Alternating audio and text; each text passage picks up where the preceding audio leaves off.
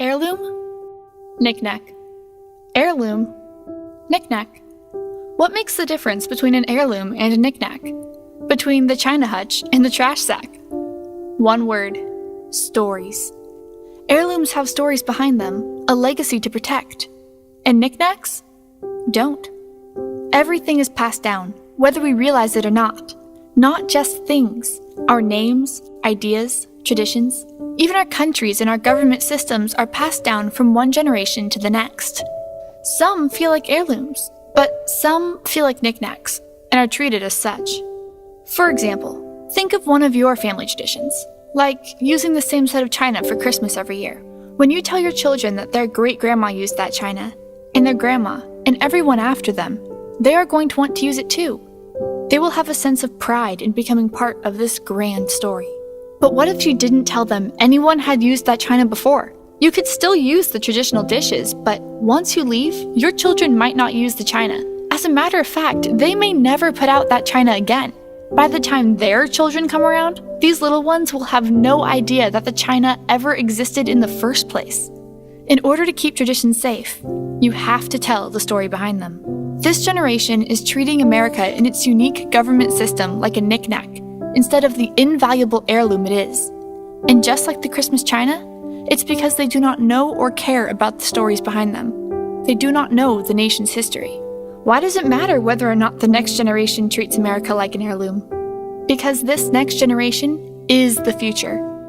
This generation will grow up to make national and global decisions, and possibly be the ones to decide whether or not America remains the beautifully unique country that it is, whether or not America's values end up in the china hutch or the trash bin.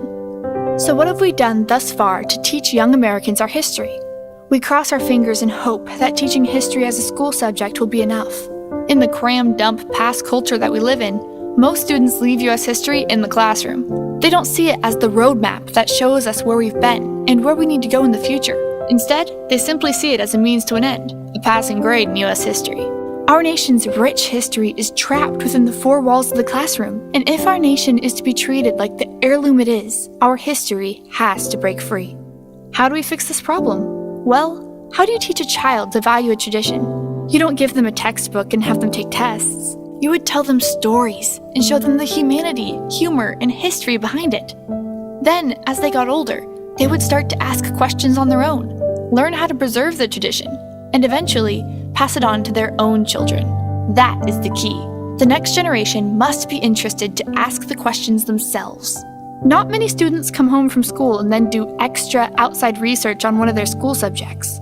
Yet, students somehow find the time to research their favorite movies, TV shows, and books. They read in-depth backstories, take quizzes and tests on their own. Why? Because these storytellers know their audience. Back when school subjects were first being introduced, books were our main source of information, fact or fiction. As technology grew, from radio to television to portable screens and shorter attention spans, fiction writers constantly adapted. As fiction kept up with the tide of information, U.S. history has remained locked in the classroom. But what if we could unlock that door? Good, bad, or ugly, this next generation has been trained for a new camera angle every 3 seconds. They've been groomed to receive information in quick tidbits and suspenseful cliffhangers. Our nation's history is far more fascinating than most of the fiction out there. And there seems to be a clear, proven solution that will break U.S. history out of the classroom and into the next generation's lives. We can adapt to the tide of information. We can have storytellers rise up and tell the rich history of our nation to the beat and rhythm of our music, the cliffhangers and suspense of television mysteries, the magic and choreography of live drama and musicals. We can pair the roller coaster of our nation's past with the ebbs and flows of an epic movie score and use video game adventures to recreate the battles and moments that made us who we are. Should U.S. history be a subject in school? Absolutely. But it shouldn't be trapped there. We need to catch the rushing tide of information and get our nation's history into the hands of our next generation, into the hands of our future president, cabinet, and secretary of state, not to replace the history in their schoolwork, but to invigorate it. Once they see themselves in the pattern of our history and realize they are part of the timeline that brought our country to where it is today, they will want to learn how to preserve it and pass it on to the next generation, just like their Christmas china.